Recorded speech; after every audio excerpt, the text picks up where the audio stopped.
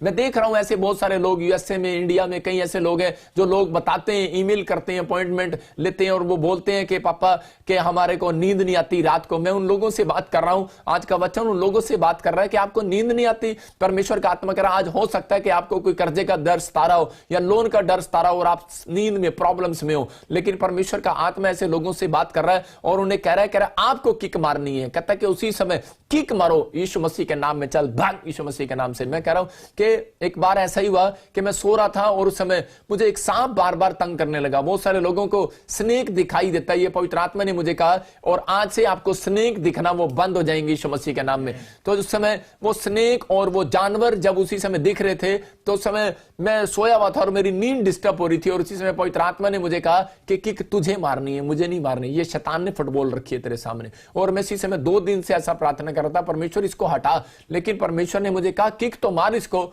और इसी समय कह रहा है ठीक है मैंने इसको मार दिया है, ये मर गया है सांप, लेकिन उठाकर तो बाहर फेंकना ना। आपके सामने 2 भाई हैं, मैं कह रहा हूं कि अगर आपके सामने सांप आ जाता है तो उसी समय एक भाई आपके घर में आकर मार देता है उसको, लेकिन आप क्या करते हैं, आप उसको उठाकर बाहर तो फेंकोगे ना।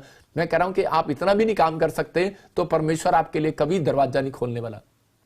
बहुत लोग इस बात को समझ नहीं पा रहे, लेकिन उन लोगों के लिए मैं खासकर बताना चाहता हूं कि अगर आप लोग कह रहे खुद खटखटाएंगे, खुद मांगेंगे, तो परमेश्वर आज रात आपके जीवन से वो समस्याएं खत्म करने वाला यीशु मसीह के नाम में। वो प्रॉब्लम्स जाने वाली हैं। आज का वचन आपकी जिंदगियों में आपको मैच जिताएगा। मैं कह रहा हूं बेशक आप बीमारी से मैच लड़ रहे हो, बेशक आप जॉब के से मैच लड़ रहे हो, आप जॉब लेना चाहते हैं लेकिन आपके बीच में कोई या किसी और का नंबर आ रहा है। हो सकता है कि आज आप कोई भी ना कोई मतलब लड़ाई लड़ रहे हो, आप वो मकान लेना चाहते हो, वो दुकान लेना चाहते हो, लेकिन कोई और वहां पर बयाना दे रहा हो। लेकिन मैं कह रहा हूं कोई कुछ भी कर रहा हो, लेकिन आज से आप जीतने वाले हैं यीशु मसीह के सामर्थी नाम में। आपका विश्वास होना चाहिए। दानियल ने कह रहा है कि यहां पर लिखा दानियल एक जगह वहां पर लिखा 6 के 10 में वहां पर लिखा, कह रहा है कि दानियल 3 टाइम प्रार्थना करता था, 3 टाइम। और दानियल ने जब अपनी 3 टाइम प्रार्थना को किया तो परमेश्वर ने उसके टारगेट को जो उसके सामने था, कह रहा एक टारगेट था उसके सामने, एक मैच हुआ उसके सामने कि खड्डे में रहना पड़ा और शेर से उसका मैच हुआ। और समय जो शेर था वो उसको खाना चाहता, देखते को कौन गोल करता है। कि दानियल भी इधर खड़ा है कि दानियल का टारगेट है कि मैं मरूंगा नहीं और मैं प्रार्थना में रहूंगा। और शैतान का टारगेट था, कह रहा कि मैं इसको कह रहा कि फाड़ खाऊंगा और ये डर जाएगा और अपनी प्रेयर बंद कर देगा। मैं कह रहा हूं कि ऐसे ही कई बार आपके सामने कोई मुसीबतें आकर खड़ी हो जाती हैं और वो मुसीबतें आपको इतना घेर लेती हैं और आप क्या करते हैं, आप अपने टारगेट से चूक जाते हैं, आप प्रार्थना करना बंद कर देते हैं, आप हार जाते हैं, निराश हो जाते हैं। लेकिन परमेश्वर का आत्मा कह रहा चिंता ना करो, कहता कि अगर आज आप टारगेट आपका अब तक भी पूरा नहीं हुआ, आज रात से पूरा होगा यीशु मसीह के सामर्थी नाम में। मैं ऐसे लोगों के लिए कह रहा हूं कि आज रात आपकी जिंदगियों में चमत्कार होने वाले यीशु मसीह के नाम में। आज रात इन जिंदगियों में चमत्कार होने वाले हैं यीशु मसीह के नाम से। ये मेरा परमेश्वर है। और यहां पर दानियल को बताया, थोड़ा जूम कर, और दानियल को बताया कि परमेश्वर आज आपकी जिंदगियों में आपको मैच जिताऊंगा। लेकिन दानियल उस समय जब मैच लड़ रहा था तो उस समय क्या हो रहा था दानियल के साथ, कि दानियल उस समय घबरा रहा था, लेकिन दानियल की पहले की प्रेयर ने उसको जिताया। इसका मतलब दानियल पहले से सीक्रेट जानता था और दानियल को पता था कि शायद मेरे ऊपर ये कोई विपत्ति या समस्या आ सकती है। जब हम भजन संहिता 32 का 6 पढ़ते हैं तो आज हम देखेंगे कि बाइबल क्या बोल रही है, किन लोगों को बाइबल जिताती है। बहुत बार आप प्रार्थना करते हैं लेकिन फिर भी नहीं जीतते, लेकिन कारण क्या है, हम हमारी प्रार्थनाओं का उत्तर क्यों नहीं मिलता, रीजन क्या है, हम बाइबल से देखते हैं। क्योंकि बहुत सारे लोग जो हैं वो प्रार्थना कह रहा कि उस समय में करते हैं, कह रहा जब मुसीबतें उनके घर पर आकर खड़ी हो जाती हैं। हम पढ़ते हैं बाइबल को, हाँ देखते हैं, इस कारण हर एक भक्त से ऐसे समय में प्रार्थना करे जबकि तू मिल सकता है। हाँ देखो यहां पर लिखा, कह रहा कि हर एक भक्त जन ऐसे समय में प्रार्थना करे कि जबकि तू उसको मिल सकता है। और कह रहा ऐसे समय में प्रार्थना करे। इसका मतलब दानियल पहले से जानता था और दानियल को कह रहा कि उस समय उसने 3 टाइम प्रार्थना किया दानियल ने। जब दानियल ने 3 टाइम प्रार्थना किया तो परमेश्वर ने उसको जंग को जिताया। मैं कह रहा हूं कि अगर आज आप अब तक जंग नहीं जीते तो परमेश्वर आज रात आपको वो जंग जिताने वाला है, वो मैच जिताने वाला है। लेकिन दानियल खड्डे में से बाहर कैसे आया, कह रहा दानियल खड्डे में से बाहर सिर्फ 3 टाइम की प्रार्थना उसकी थी। इसका मतलब पहले से थी। आज बहुत सारे लोगों को नहीं पता, कह रहा कि प्रॉब्लम्स जब सिर पर आकर खड़ी हो जाती हैं तो बहुत सारे लोग कह रहा कि तब प्रार्थना करते हैं परमेश्वर से कि मैं अब जंग को जीत लूंगा और मेरी समस्याएं चली जाएंगी। आज जैसे बच्चे जब कह रहा एग्जाम सिर पर आ जाते हैं तो बच्चे क्या करते हैं, एग्जाम को उसी समय पढ़ने लगते हैं और प्रार्थना करने लगते हैं, बहुत बार कोशिश करते हैं पढ़ने की, लेकिन वो फ्लॉप हो जाते हैं, फेल हो जाते हैं। बहुत सारे लोग मुसीबतों में कह रहा कि जब पढ़ते हैं, जब टेस्ट होते हैं, तो उस दिन के लिए जब आप पढ़ाई करते हैं और लड़ाई लड़ते हैं, मैं कह रहा हूं आप हार जाएंगे। लेकिन परमेश्वर उन लोगों से बात कर रहा है, कह रहा है कि जिन लोगों ने अपनी हैबिट बना ली है कि मुझे 3 टाइम प्रार्थना करनी ही करनी है, दानियल की तरह, मुझे हन्ना की तरह गिड़गिड़ाना ही है, मेरा अगर टारगेट इस साल में पूरा नहीं हुआ तो मैं अगले साल में पूरा करूंगा। मैं आपको बता रहा हूं कि एक बैंक में जो व्यक्ति काम करता है उसको टारगेट दिया जाता है कि तुझे इतने बीमे करके लाने हैं, इतने बीमे करके लाने हैं, इतनी सैलरी तुझे जब मिलेगी। इसका मतलब कि परमेश्वर ने भी आपको एक टारगेट दिया बाइबल के अंदर, कह रहा इतने इस साल में इतनी प्रार्थनाएं करो, कह रहा अगर आप 3 टाइम प्रार्थना करोगे, मैं तुम्हें एक टारगेट दे रहा हूं, तो आपसे गोल मैं कराऊंगा यीशु मसीह के नाम में। मैं कह रहा हूं कि आप गोल मारोगे, आप किक मारोगे और आप जीतोगे, विनर होगे इस साल के अंदर यीशु मसीह के नाम में। मैं कह रहा हूं कि आज आपको सीखना है, परमेश्वर मेरी जिंदगी में काम कर। अपने हाथों को उठाओ और कहो परमेश्वर कि आज से मैं खुदा तेरे सामने परमेश्वर मैं प्रेयर रिक्वेस्ट रखूंगा और मैं विश्वास करता हूं कि पवित्र आत्मा जी के मैं परमेश्वर इसी समय मैं 52 दिन के अंदर जीत जाऊंगा यीशु मसीह के नाम में। एक घोषणा करो आप आज से कि परमेश्वर मैं 52 दिन में जीत जाऊंगा। मतलब आपको आज से एक फैसला लेना है कि परमेश्वर कि मैं आज से अपना टारगेट तेरे सामने प्रार्थना में रखूंगा। और परमेश्वर कह रहा है, कहता है कि अगर आप ये गोल करेंगे तो याद रखना कि अगर आप 3 टाइम गोल करेंगे तो याद रखना कि परमेश्वर आपको ये मैच जिताने वाला है। कितनी भी बड़ी जंग हो आप जीतने वाले हैं, कितनी भी बड़ी प्रॉब्लम्स में हो आप जीतने वाले हैं, कितने भी आप समस्या में हो, लेकिन आज रात मैं कह रहा हूं कि मेरा आशीर्वाद है, आप जीतने वाले हैं। घोषणा करता हूं यीशु मसीह के नाम में, जो आमीन बोल रहे हैं वो जीतेंगे इस साल के अंदर यीशु मसीह के नाम से। ये परमेश्वर का अनुग्रह आपके ऊपर होगा। मैं बता रहा हूं, अपनी गवाही से बता रहा हूं कि एक बार क्या हुआ कि जब मेरी शादी हुई तो उस समय मैंने कभी प्रार्थना नहीं किया, मैंने ये टारगेट परमेश्वर को के सामने रखा ही नहीं कि परमेश्वर मुझे बेटा चाहिए। मतलब कि जब पहली लड़की होगी फिर उसके बाद दूसरी भी लड़की होगी, तो उसके बाद जब मुझे चिंता हुआ तो उस समय मैंने परमेश्वर के सामने टारगेट अपने गोल को रखा कि परमेश्वर मुझे इस समय मुझे ये काम करना है, मुझे पवित्र आत्मा मुझे बेटा चाहिए, परमेश्वर मुझे जॉब चाहिए, सेवकाई चाहिए, कुछ भी चाहिए। तो आपको मैं कह रहा हूं कि अगर आप तक जो काम नहीं हुआ वो होगा, लेकिन अगर आपने नहीं दिया, मैं कह रहा हूं कि जैसे मैं ही बता रहा हूं कि मैंने 2 साल से कह रहे कि मांगा ही नहीं परमेश्वर से कि मुझे बेटा हो, और जब बेटियां होगी तो उसी समय हम सोचते हैं कि शायद कि मैं पास्टर हूं, मैं प्रोफेट हूं और परमेश्वर मेरी यूं ही सुन लेगा। आज बहुत सारे लोग सोचते हैं कि शायद मैं एक अमीर बाप का लड़का हूं, या मैं मेरी मां तो प्रिंसिपल है, मैं तो टीचर हूं और मैं तो स्कूल में वैसे ही पास हो जाऊंगा, लेकिन ऐसे पास नहीं हुआ जाता। परमेश्वर कह रहा है उसके लिए तैयारी करनी पड़ती है। इसका मतलब कि अगर आप प्रार्थना में कह रहा कमजोर है, अगर आप समस्या में हैं, मैं कह रहा हूं कि एक टीचर का काम, मैं तो एक कोच हूं, मैं आपके सामने कोचिंग का काम दे रहा हूं कि मैं आपको बता रहा हूं कि आपको मैं कोचिंग दे रहा हूं, प्रैक्टिस करा रहा हूं कि आपको फुटबॉल कैसे खेलनी है, आपको मैच कैसे जीतना है। लेकिन जीत कर तो वही खिलाड़ी आएगा, कह रहा है कि जो किक मारेगा। इसका मतलब कोच किक नहीं मारेगा, कोच को सिर्फ जो है एक ट्रेनिंग देनी है। मैं आपको एक ट्रेनिंग दे रहा हूं कि आपको एक ट्रेनिंग दे रहा हूं, लेकिन जब आप अपने कमरे में जाएंगे, इसलिए परमेश्वर ने कहा कर अपनी कोठड़ी में जा, कर और द्वार बंद कर, कह रहा और प्रार्थना कर। इसका मतलब जो गुप्त में है तेरा पिता वो तुझे देखता है और तेरी प्रार्थना का उत्तर देगा। अगर अब तक प्रार्थना का उत्तर नहीं मिला, आज रात वो प्रार्थना का उत्तर मिलने लगेगा आपको यीशु मसीह के नाम में।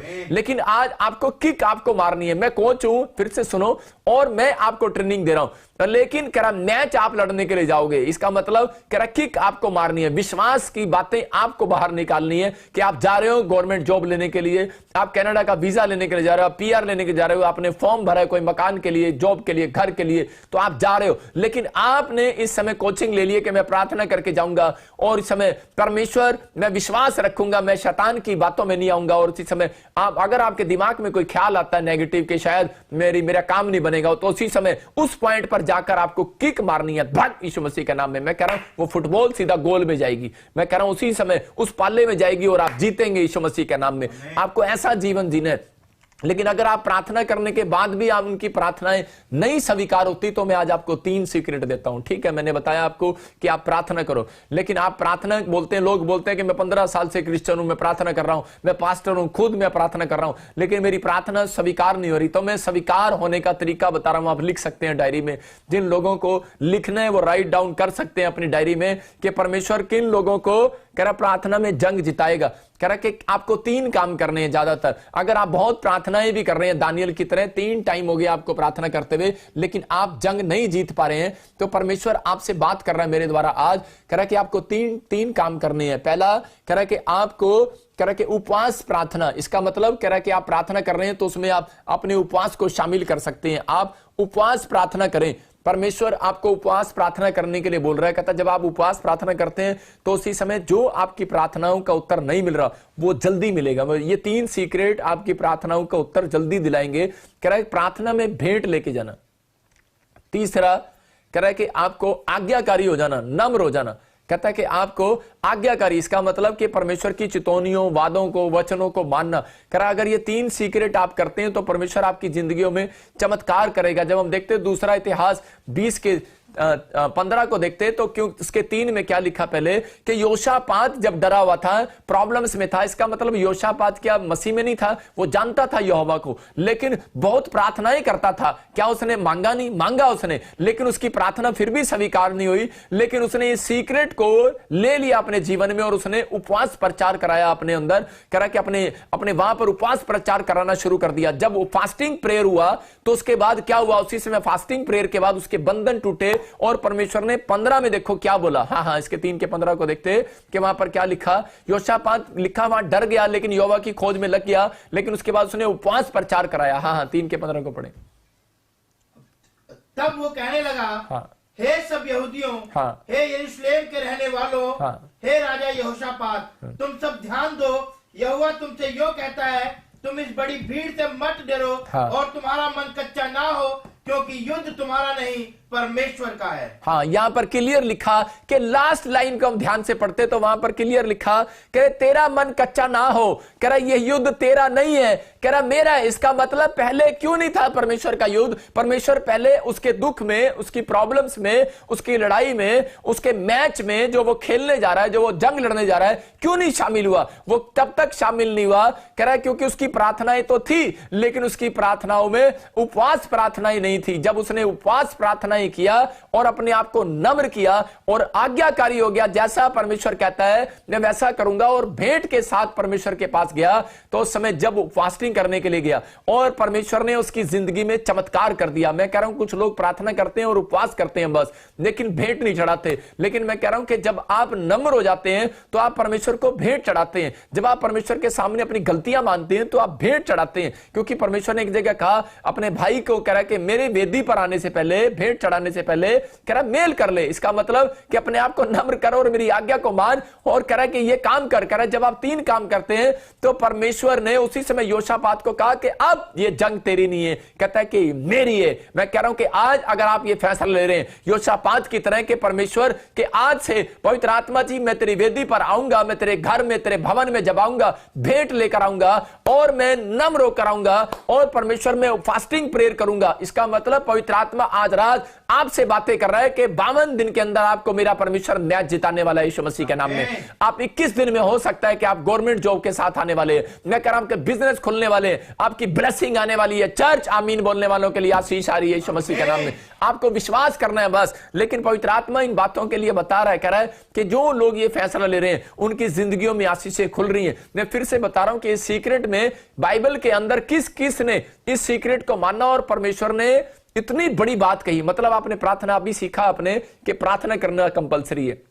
शुरू में मैंने बताया कि आपका प्रार्थना करना कंपलसरी है, मांगोगे तो मिलेगा वरना नहीं मिलेगा। लेकिन यहां पर मैं आपको बता रहा हूं कि प्रार्थना करने वालों के लिए कह रहा है कि जो लोग प्रार्थना करते हैं कह रहा है कि वो फेमस हो जाते हैं, उनके लिए परमेश्वर रास्ते खोलता है। लेकिन उपवास करना हमारे लिए क्यों जरूरी है? क्योंकि उपवास जो है वो कह रहा है कि प्रार्थना जो है वो परमेश्वर का माइंड चेंज कराती है, लेकिन उपवास जो है वो परमेश्वर का क्रोध को ठंडा कराती है। इसका मतलब आपका बुलेट गर्म हो गया है, लेकिन अगर उसमें कूलेंट नहीं डालोगे तो इंजन फट जाएगा। इसका मतलब यह है कि आपको कभी कभी ये कूलेंट का काम करना है। आपको जब अगर आप हमेशा प्रेयर करते हो तो आपको कभी कभी कूलेंट डालना, अपने अंदर फास्टिंग करनी है। इसका मतलब आपके अंदर कह रहा जब आप ये फास्टिंग करते हैं तो आप कूलेंट का काम कर रहे हैं, अपने आप को ठंडा कर रहे हैं। इसका मतलब कि आप अपनी गलतियां मान रहे हैं कि परमेश्वर हाँ मैंने गलती की थी, पवित्र आत्मा मुझे क्षमा करनी। तो जब प्रार्थना करके कमरे में से बाहर निकलते हैं तो अपनी जनानी को बता देते हैं कि मैं बुलेट कितनी गर्म है, मेरे अंदर कितनी पावर है, मैं हुणे प्रार्थना करके आया, मैं बहुत प्रार्थना करने वाला बंदा,